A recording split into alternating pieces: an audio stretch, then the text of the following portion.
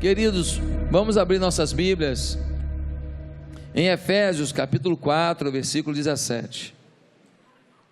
Efésios 4, versículo 17. O apóstolo Paulo está escrevendo uma carta inspirada pelo Espírito Santo à igreja de Éfeso. E no capítulo 4 de Efésios, a partir do verso 17, nós lemos assim. Se tem alguém que ainda não está com a Bíblia aberta, Efésios, Filipenses, Colossenses, Tessalonicenses, fica depois de Coríntios aí, amém? Quem achou no celular fica mais fácil ainda, né? Diz assim, Efésios 4, 17, assim eu lhes digo, e no Senhor insisto, que não vivam mais como gentios, que vivem na inutilidade dos seus pensamentos. Eles estão obscurecidos no entendimento e separados da vida de Deus, por causa da ignorância em que estão, devido ao endurecimento do seu coração. Tendo perdido toda a sensibilidade, eles se entregaram à depravação, cometendo com avidez toda espécie de impureza. Todavia, não foi isso que vocês aprenderam de Cristo. Queridos, na carta aos Efésios, a partir do capítulo 1 e capítulo 2, Paulo diz que a igreja é o corpo vivo de Cristo, e diz que isso se dá pela graça. O que ele está dizendo? Ele está dizendo o seguinte: olha, vocês são as mãos, vocês são os pés, vocês são os ouvidos de Deus na terra, vocês são a manifestação de Deus na terra. Agora isso não é porque vocês são cheirosos, perfumados e maravilhosos, não, é porque a graça alcançou vocês, vocês se renderam à graça de Deus. Deus ama vocês, Deus tem plano na vida de vocês, e Deus não desiste de vocês. Muitas vezes você ignora Deus, você faz do seu jeito, mas Deus não desiste. E aí vem alguém, fala alguma coisa, uma música toca no rádio, uma criança fala para você, alguém manda uma coisa pelo WhatsApp, alguma coisa acontece para ativar em você a percepção de que eu te amo, de que eu não desisto de você. Queridos, isso está no capítulo 1 e 2 de Efésios, mas no capítulo 4, ele vai dizer que a igreja está aqui no mundo para cumprir uma vocação. Paulo está dizendo, olha, vocês são o corpo vivo de Cristo, e tem mais, vocês são um corpo vivo e não é para ficar de bobeira não, vocês têm um chamado, vocês têm uma vocação. Deus tem expectativas sobre vocês, Deus espera que cada um de vocês seja realmente ativo, seja proativo, seja intermediário do poder dele na terra, sejam vocês anunciadores da vontade dele na terra, que vocês sejam gente que influencia, gente que muda a história. A cidade depende de vocês, vocês podem mudar a história da cidade, eu conto com vocês, é o que a Bíblia está dizendo. E no versículo 1 do capítulo 4, a gente lê algo interessante, diz assim, como prisioneiro no Senhor, rogo-lhes que vivam de maneira digna da vocação que receberam. Nós somos corpo vivo de Cristo, pela graça, pela bondade dele, porque a gente não é merecedor, a gente tem muito erro, a gente tem falha, e ele diz que a gente tem uma vocação, e ele diz que a gente tem que ter uma vida digna da vocação, ou seja, Deus tem expectativas sobre você, e você tem que viver de uma forma digna, com essa expectativa de Deus. Você não pode viver do jeito que você acha que deve viver, você não pode viver do jeito que o mundo diz para você viver, você não pode ouvir qualquer bobagem, qualquer palhaçada, qualquer bobajada que é falada às vezes num programa de televisão, por alguém que não tem vida nenhuma, e você se mira naquilo, se espelha naquilo, e sai fazendo bobagem, falando bobagem. Não, você é o corpo vivo de Cristo na terra, tem uma vocação e tem que viver de modo digno disso. E no versículo 17, quando o capítulo 4 vai falando disso, chega no versículo 17, tem uma palavrinha muito especial, Porque no versículo 17 diz assim: assim, em outras versões, portanto, eu lhes digo e no Senhor insisto, que não vivam mais como gentios. Paulo vai falando as coisas, e lá pelas tantas ele fala assim, vamos concluir, portanto, de tudo isso que eu falei até agora no capítulo, de tudo isso que eu falei, que vocês são um corpo vivo de Cristo, que vocês têm uma vocação, têm que viver de modo digno dessa vocação, portanto, eu quero que vocês prestem atenção, que vocês não são como os ímpios, que vocês que aceitaram a Cristo Jesus como Senhor e Salvador, que vocês têm características peculiares, e que vocês estão a serviço de um rei, e que vocês são filhos amados, e que se vocês cumprirem a missão de vocês, vocês serão agraciados enquanto cumprem a missão. Aqui cabe uma pergunta: você tem vivido isso? Vamos melhorar a pergunta: você tem feito a diferença? O título da mensagem de hoje é: ainda dá para fazer, ainda dá para ser diferente? Ou ainda dá para ser diferente? Será que você realmente, quem olha para você fala assim, aqui tem alguém que entendeu que é corpo vivo de Cristo, alguém que acredita na graça de Deus, alguém que tem uma vocação e vive de forma digna dessa vocação? Quem olha para você vê isso? Ah, pastor, amanhã eu vou acordar de manhã, vou correr atrás do dinheiro o dia inteiro, vou trabalhar, no final do dia eu vou malhar, vai ficar tão poderoso, fortão, assim como o Schwarzenegger na melhor fase, e depois eu vou para casa cansado, e eu vou jantar, e depois eu vou dormir, porque no dia seguinte eu tenho que trabalhar. Será que é isso mesmo que Deus planejou para você? Será que você está no mundo para trabalhar, acumular músculos, pagar contas e morrer? Pastor, cheguei aqui na igreja hoje de manhã, estou aqui firme aqui, sou uma pessoa comprometida, estou trabalhando aqui na igreja. Querido, olha só, não estou perguntando aqui na igreja não, porque fazer diferença aqui na igreja é mole, no saleiro todo mundo é sal.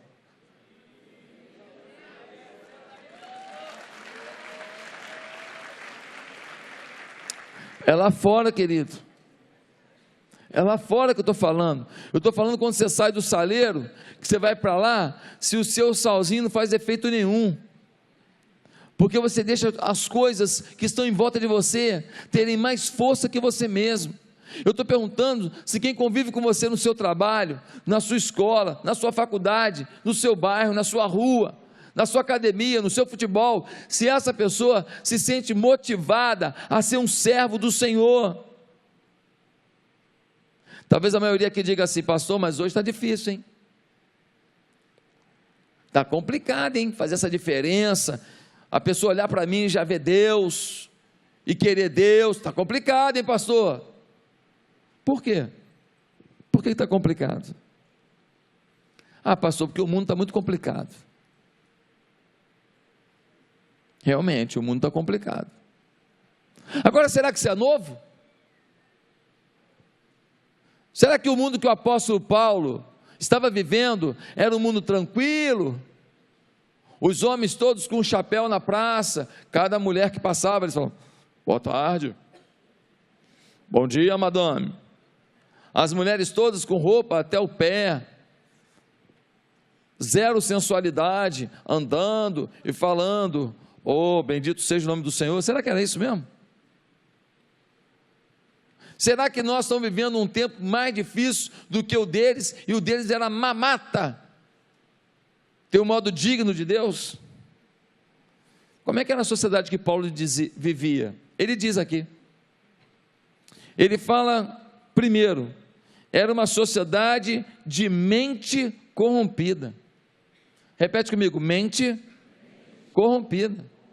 Olha o versículo 17, diz assim, assim eu lhes digo, e no Senhor insisto, que não vivam mais como os gentios, que vivem na inutilidade dos seus pensamentos.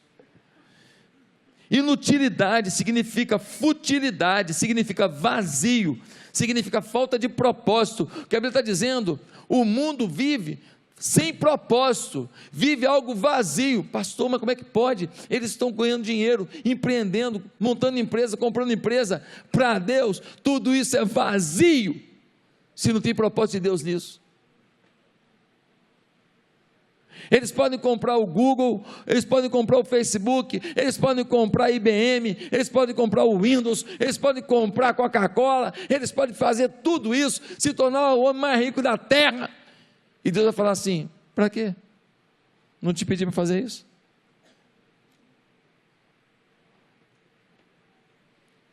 Pior coisa da vida é você conquistar tudo que você planejou e no final da história você descobrir que Deus não esperava isso de você e que você fracassou. Queridos, buscava a idolatria. Aquela sociedade tinha uma vida depravada, havia uma ausência de iluminação mental dada pelo Espírito Santo. Eles estavam reduzidos a uma mentalidade de homens caídos e alienados. Romanos 8, versículo 20, vai mostrar que a criação toda ficou sujeita à vaidade. As relações de vaidade dominam nossas relações hoje. Um vestido bem feito, sem uma marca, não tem o valor do vestido feio com a marca. Aliás, um vestido esquisito, botou a marca, ele passa a ser bonito, todo mundo copia. Nós vivemos um tempo de vaidades, de futilidades. A vida humana, ainda que com muitos projetos, mas a parte da graça de Deus fica sem sentido. Sabe por que tem tanta gente desesperada, em depressão, angústia? Porque tem lutado e quando conquista aquilo a que se propôs lutar para conquistar, descobre que não trouxe a satisfação que esperava naquilo. Isso dá um nó. E agora o que eu faço? Um homem era um homem riquíssimo aqui no Brasil, bilionário. Foram fazer uma entrevista com ele. Ele disse que ele não queria apenas ser bilionário, ele queria ser o homem mais bilionário da terra. Que projeto é esse? Isso é projeto de alguém que não descobriu o sentido da vida ainda. Isso é projeto de alguém que não conhece Deus ainda. Qual é a diferença de ter 100 milhões de reais e ter 300 milhões de reais? O que um compra que o outro não compra? O que um come que o outro não come? Qual é o hotel que um fica que o outro não fica com esse dinheiro? Mas não, eu quero ser agora o moço, o mais, o plus da terra.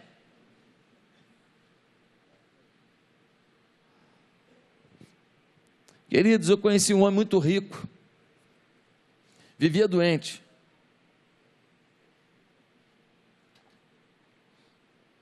Mas trabalhava de cedinho até bem tarde.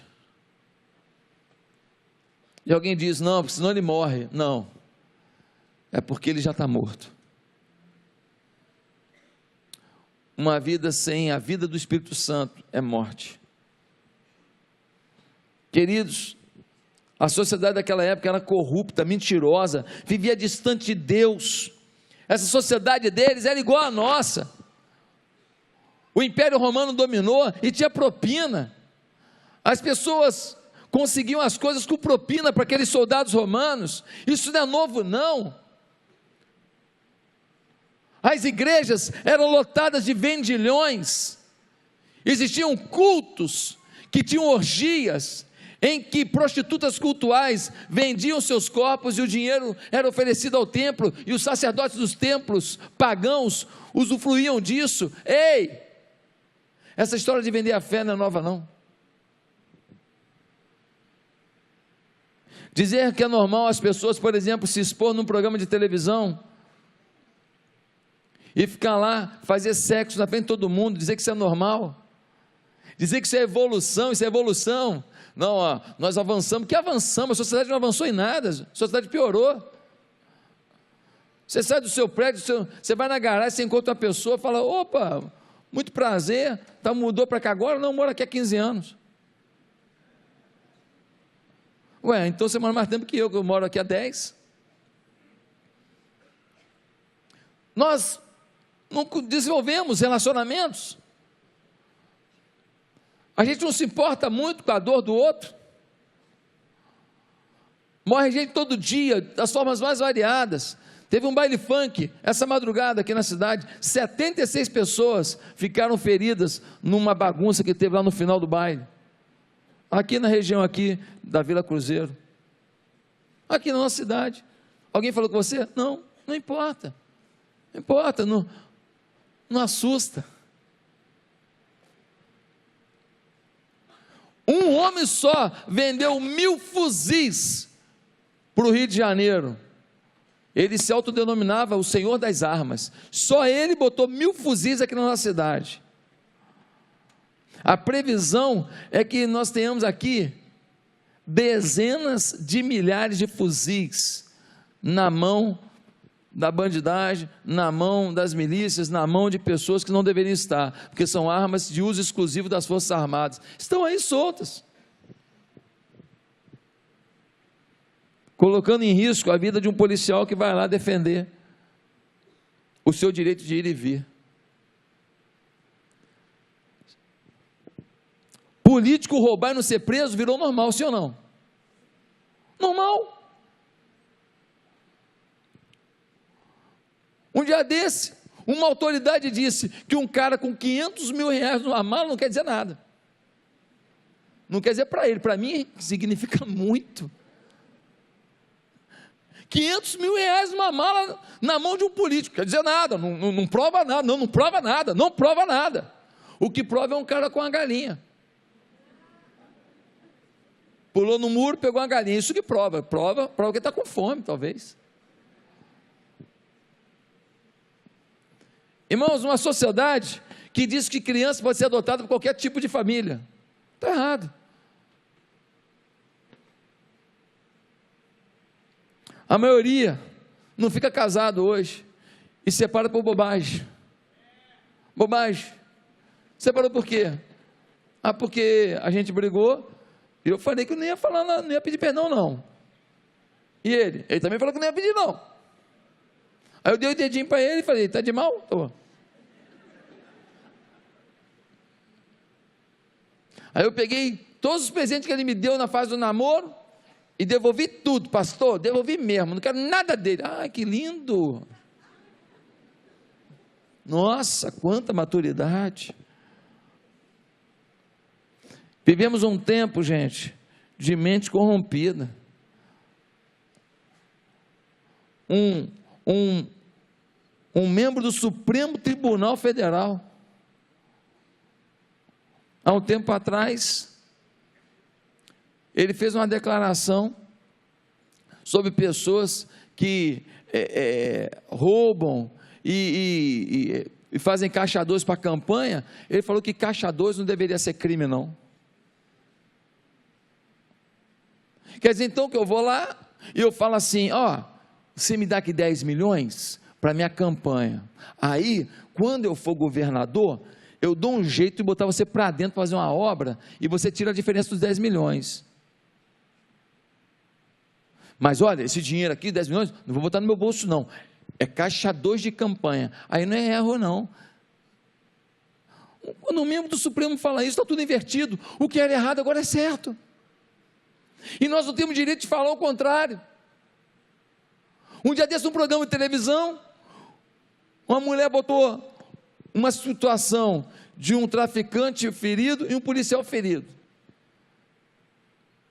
aí ela falou assim, quem está mais ferido é o traficante do que o policial. Ela falou assim, quem acha que o médico só pode atender um? Quem acha que ele tem que atender o traficante? Quem acha que ele tem que atender o policial? Aí um cara foi para o lado policial, o restante dos convidados da apresentadora foram todos para o outro lado. Sabe o que aconteceu com o cara que estava lá de lá? Ele ficou com vergonha de estar lá. Não, é porque eu entendi, começou a se justificar, porque todo mundo foi lá achando que o traficante tinha que ser atendido primeiro, e ele achou que era o policial, ele começou a se justificar. Hoje, nós somos tudo, Maria vai com as outras. Você pensa isso, é o direito dele, não estou aqui justificando quem que tem que cuidar primeiro não, só estou dizendo que a gente agora, quando vê um comportamento, se a gente pensa diferente, tem medo de falar, senão a gente vai ser criticado, pode ser mandado embora do emprego, ainda mais na televisão, pode perder o emprego. Eu acho que na cabeça dele pensou assim: meu Deus, você está achado disso ou daquilo. Naquela sociedade a mente estava corrompida. O texto diz: pensamentos de inutilidade. Segunda característica daquela sociedade: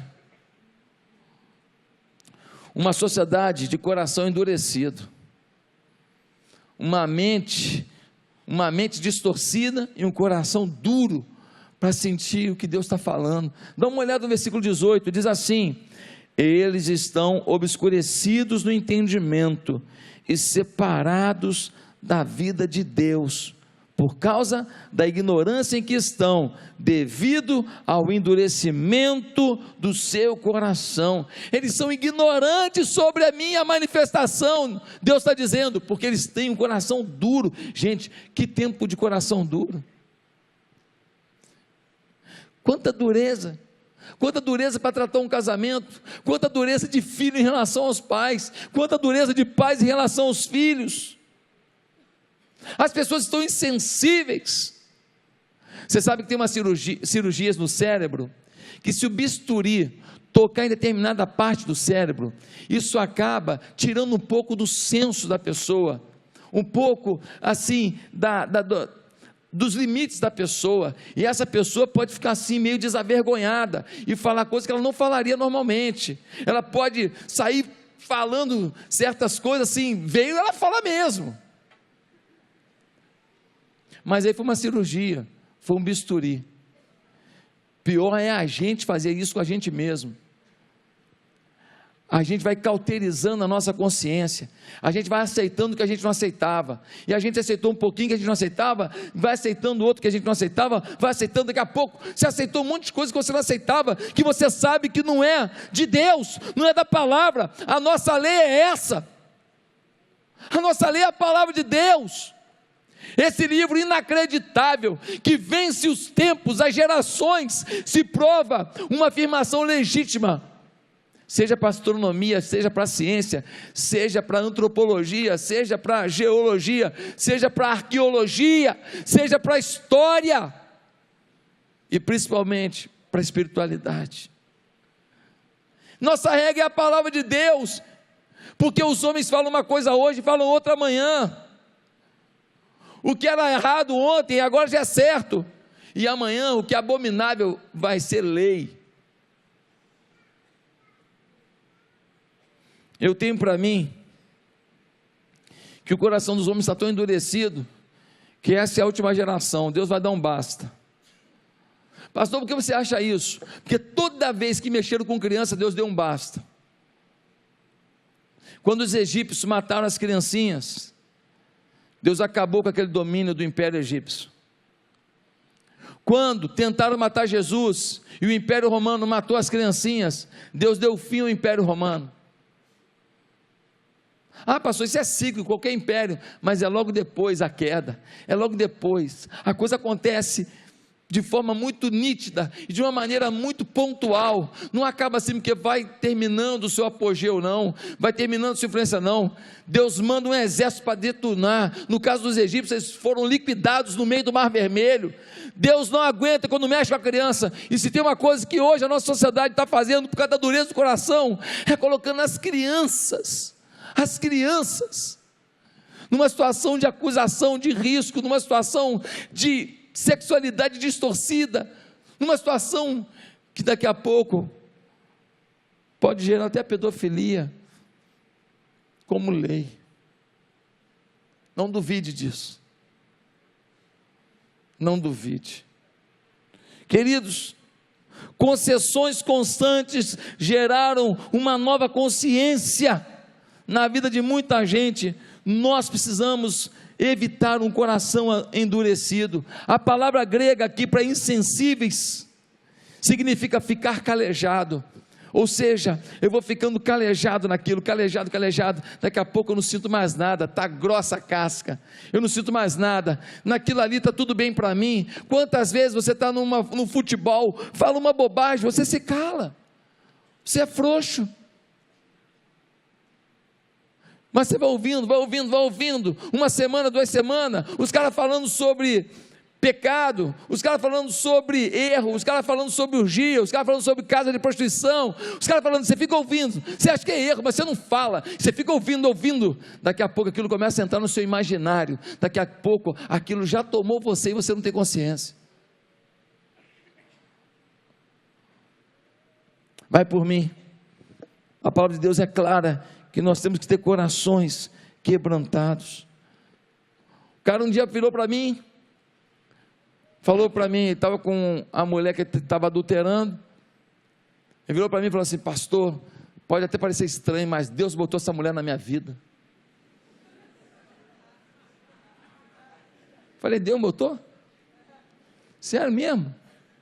Quer dizer então que você está com um problema no seu casamento, você não tenta de todas as maneiras resolver, você não tenta de todas as maneiras consertar, e aí, no meio do caminho, antes de você definir o final daquela história, entra uma pessoa, foi Deus que botou. Rapaz, esse negócio é tremendo, é a primeira vez na Bíblia da sua vida, porque na Bíblia de Deus não tem isso não, cara.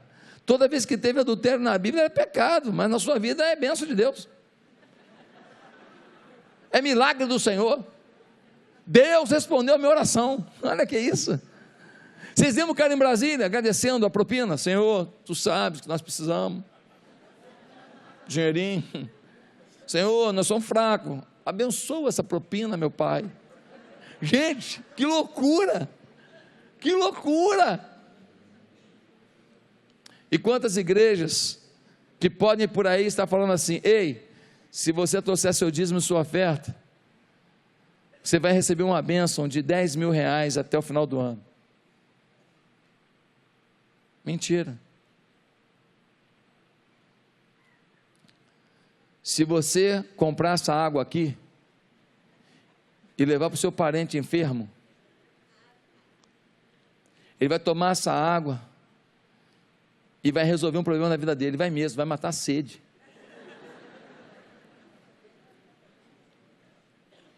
A água é de graça, mas nós esperamos uma oferta sua, assim dos R$1.000, porque essa água veio do Rio Jordão. Quanta mentira, quanta mentira, coração endurecido, o que importa é o resultado, como fazer, vale tudo. Uma terceira característica daquela sociedade, que muito parece com a nossa, é que ela era uma sociedade de atitudes reprováveis, a mente distorcida, o coração endurecido. O que vai gerar? Atitudes reprováveis.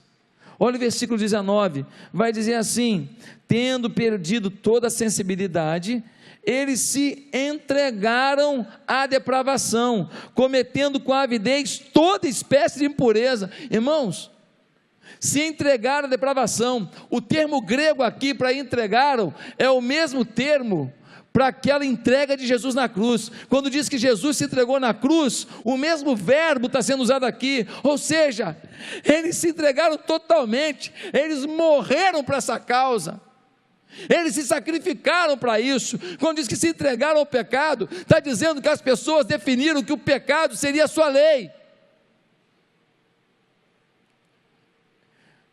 Você tem uma coisa na sua vida que faz sua família sofrer, faz você sofrer, faz seu filho sofrer, não é bom para você, mas você gosta daquilo na hora, e então você diz assim, que se dane tudo, porque o meu prazer eu vou ter. Isto é se entregar ao pecado. Pastor, eu tenho um pecado de estimação lá em casa, o apelido dele é Rex. Eu não consigo me livrar dele. Tem pecado na sua vida? Câmeras em mim. Tem pecado na sua vida que você só vai se livrar se você colocar um propósito maior na sua vida. enquanto você não estiver inserido em alguma coisa maior que você, alguma coisa que seja de Deus na sua vida, enquanto você tiver objetivos pessoais tão pequenos como ganhar dinheiro, pagar conta, trocar de apartamento, comprar um carro novo, viajar para o exterior, sei lá o quê, ou multiplicar a tua empresa, ou mudar de segmento, não sei, essas coisas pequenas que ficam aqui na terra, que é importante, claro, é importante, não estou dizendo que não tem que comer não, que não tem que trocar de carro, não tem que trocar de roupa, que não tem que comprar remédio, não é isso não, estou falando que isso é pequeno perto do reino de Deus, isso tudo que você faz, tem que ser canalizado para o reino de Deus, senão, você ganhou o mundo e perdeu a vida, ganhou o mundo e perdeu outras vidas, aí não dá, pesado mesmo. Meus amados irmãos, nós precisamos entender que nós não podemos nos entregar a um projeto de desejo. Quem tem que definir o rumo da sua vida não é uma coisa que é forte para você, uma atração para você, um gosto para você, e sim um projeto, um propósito, um alvo, algo maior. Lutando por algo maior, nessa hora, os nossos desejos e pecados se apequenam diante do nosso desafio, do nosso propósito. Ah, pastor, eu queria te falar uma coisa, eu estou na igreja, eu sou uma pessoa que procuro fazer tudo na boa, eu acho que isso aí não é para mim não. Eu vou pregar um sermão aqui em breve, pode me cobrar, título do sermão, seu telhado não é de aço, o título do sermão, vou pregar em breve, seu telhado não é de aço, sua vida muda de hoje para amanhã, tá? Uma escorregada que você dê muda a sua história, seu filho está indo muito bem, mas você tem nora, sua filha está indo muito bem, mas não casou ainda, seu casamento está muito bem, mas não chegou uma doença,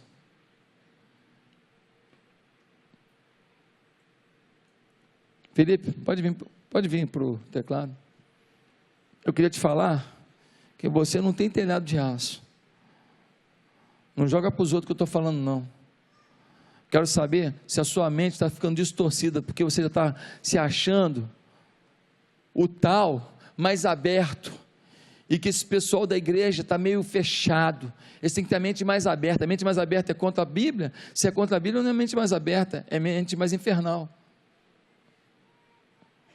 Quero saber se o seu coração está endurecido, eu estou pregando aqui, e você está com a raquete de ping-pong, eu prego você, isso eu não quero não, pá, isso aí não quero não, pá, isso não, pá, você é o campeão, é meu,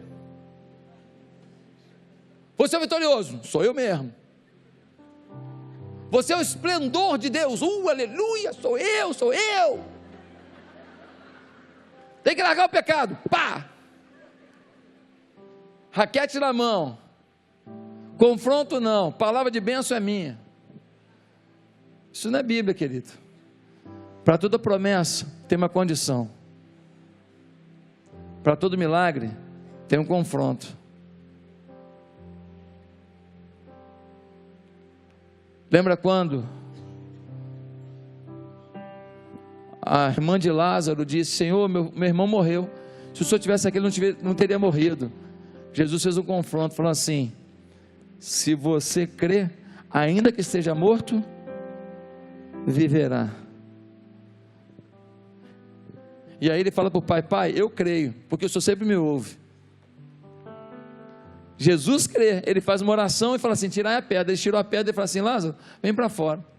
Os estudiosos dizem assim, que ele teve que dizer Lázaro, porque se ele não falasse isso, dissesse vem para fora, todos os mortos de todos os tempos sairiam da tumba,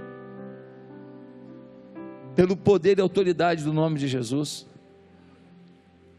Nós estamos ficando macaco de imitação, o mundo fala, a gente imita, e a gente quer ser feliz, vivendo fora da palavra, e vivendo no contexto do mundo. Mas se o mundo está feliz, aonde que ele está feliz? Você está vendo o mundo feliz?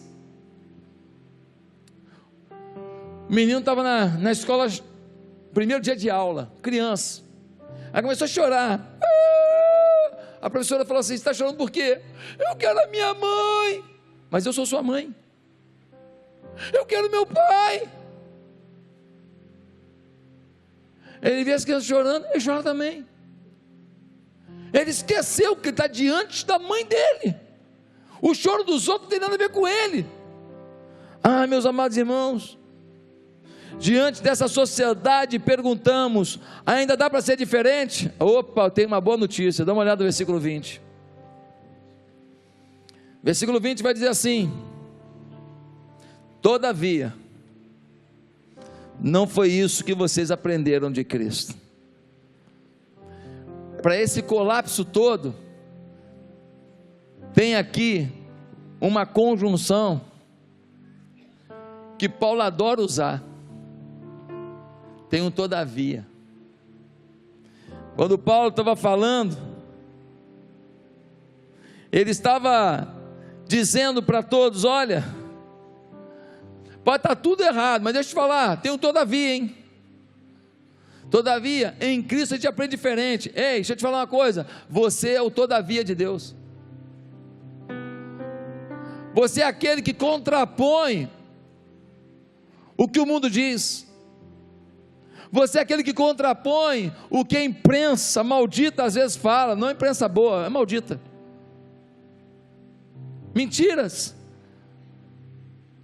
Empurra as pessoas para um tipo de vida que não produz felicidade, e a maior prova disso é o próprio meio que eles vivem, maluco, perdido às vezes, sofrido às vezes, e eles ensinam para os outros a viver esse estilo de vida, não leva a nada. Quem é que já viu essa novela Apocalipse? Quem já viu algum capítulo? Eu vi 2 capítulos só, legal, não é a Bíblia certinho, é uma novela, mas eu achei legal, faz as pessoas pensarem um pouco,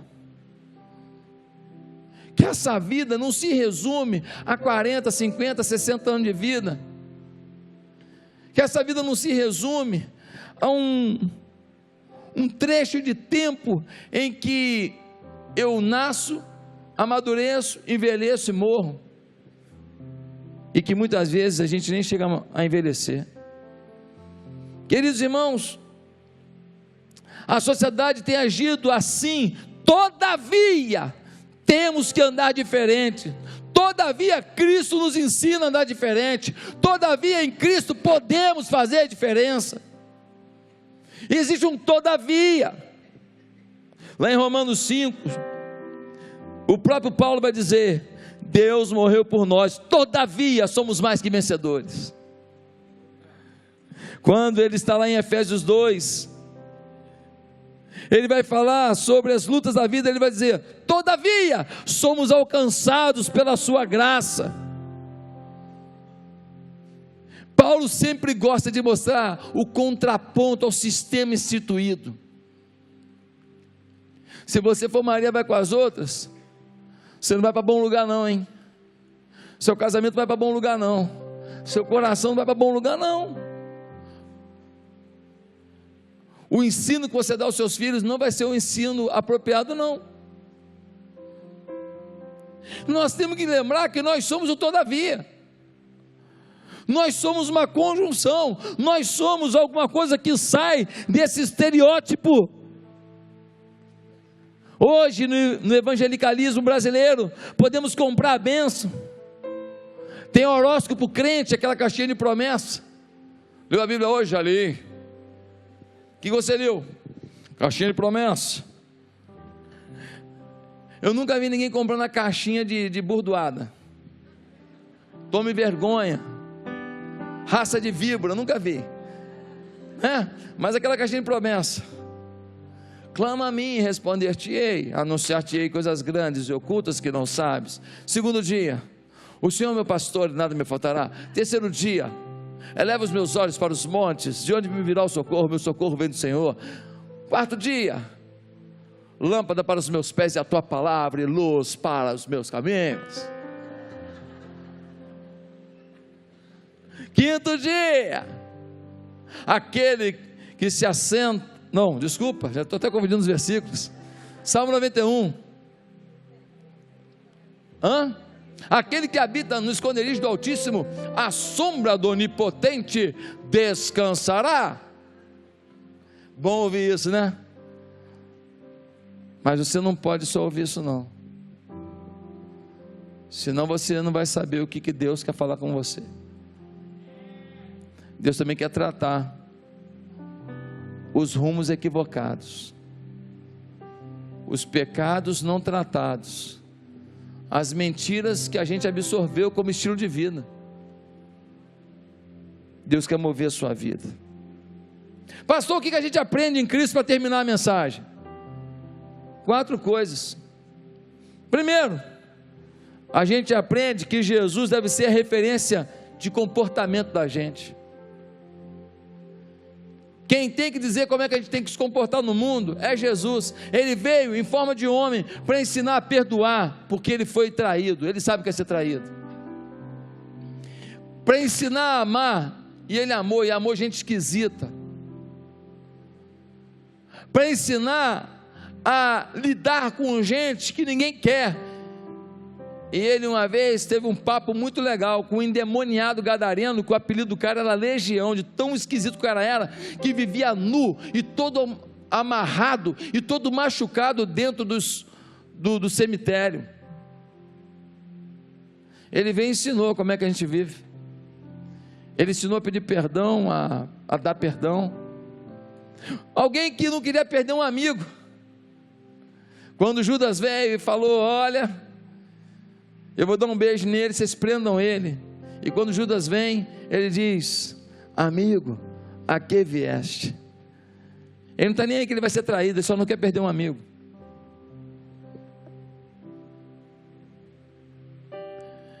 Ele é o nosso exemplo de comportamento. Ele também é a nossa referência para interpretar a Bíblia. Tem muita gente interpretando a Bíblia, pega um texto do Velho Testamento, direcionado ao povo de Israel, e começa a viver uma coisa que não é bem aquilo que o texto está dizendo. A Bíblia tem que ser interpretada a partir de Jesus. Ele é a nossa referência de interpretação bíblica. Um pastor passou na Cinelândia nos anos 80, e tinha lá um rapaz vendo um cartaz de um filme pornô num cinema lá na Cinelândia. O pastor passou e falou assim: e aí, vai entrar ou não vai? O rapaz se assustou, falou assim: a Bíblia diz para olhar tudo e reter o que é bom.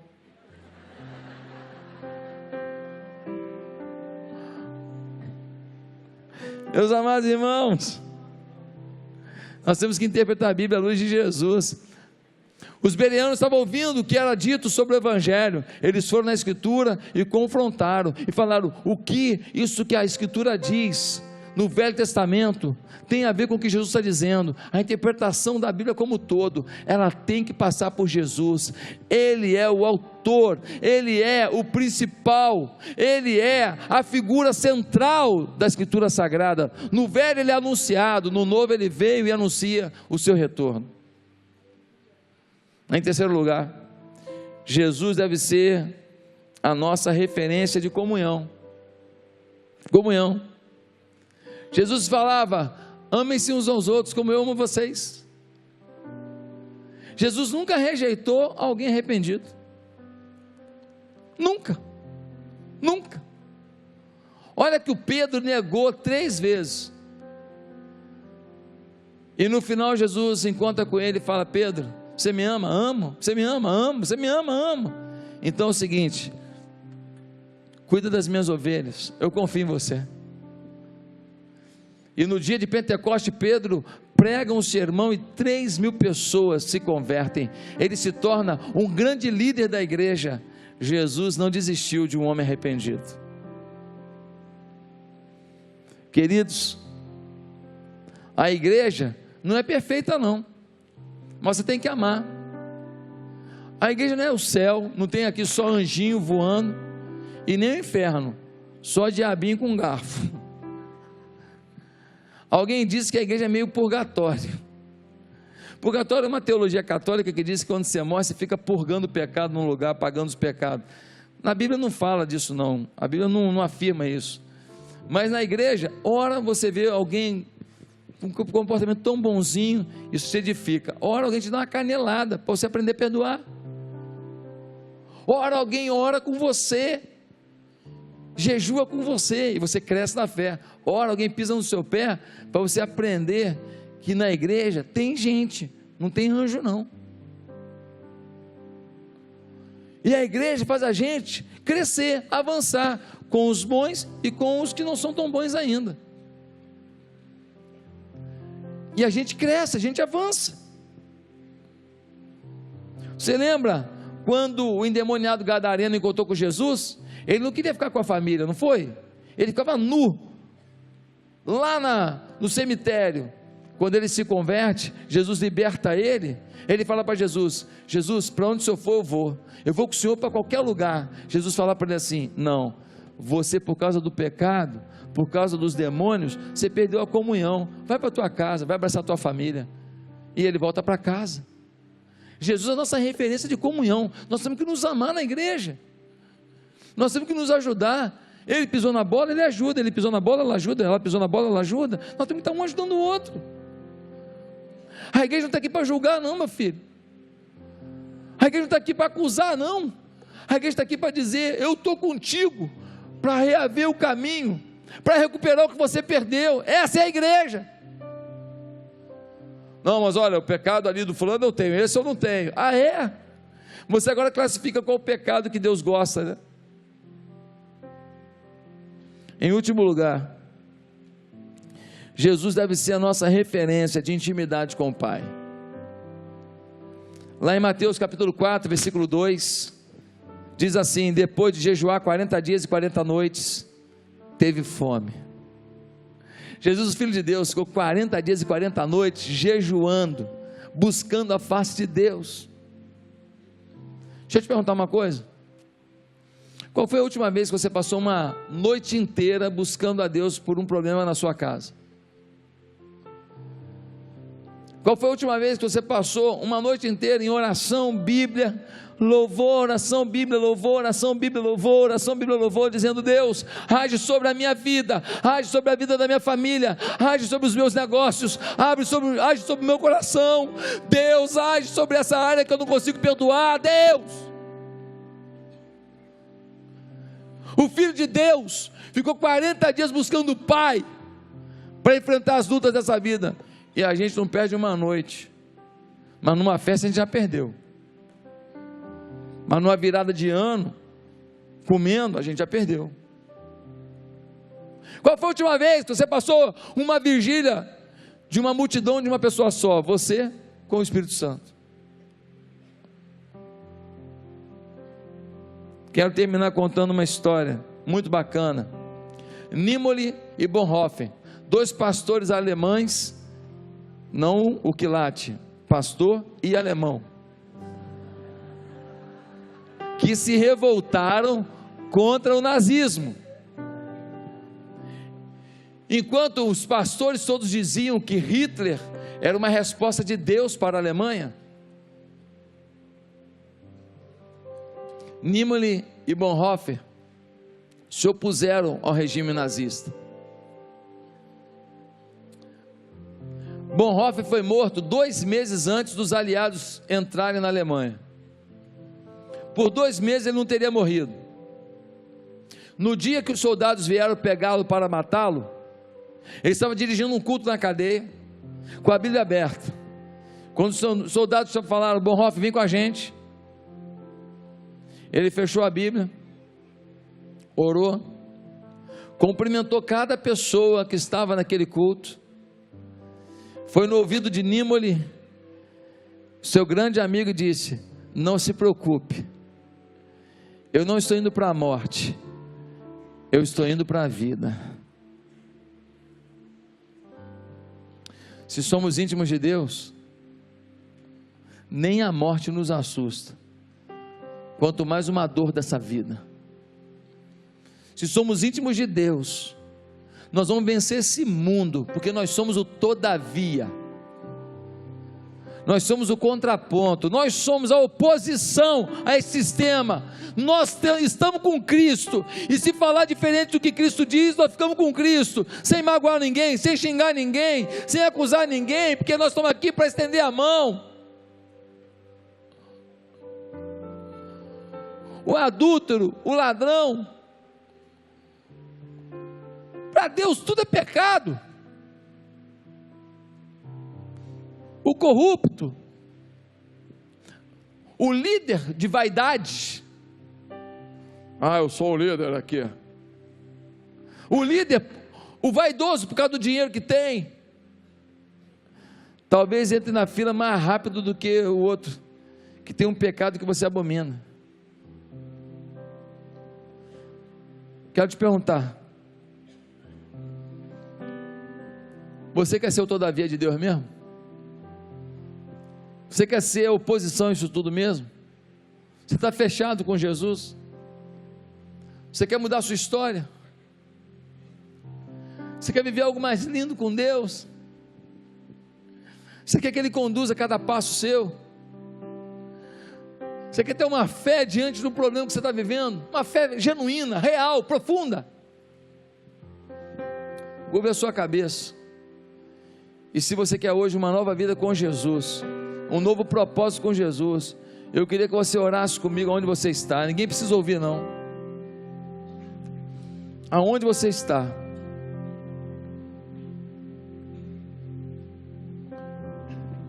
Aonde você está, eu gostaria que você fizesse uma simples oração comigo.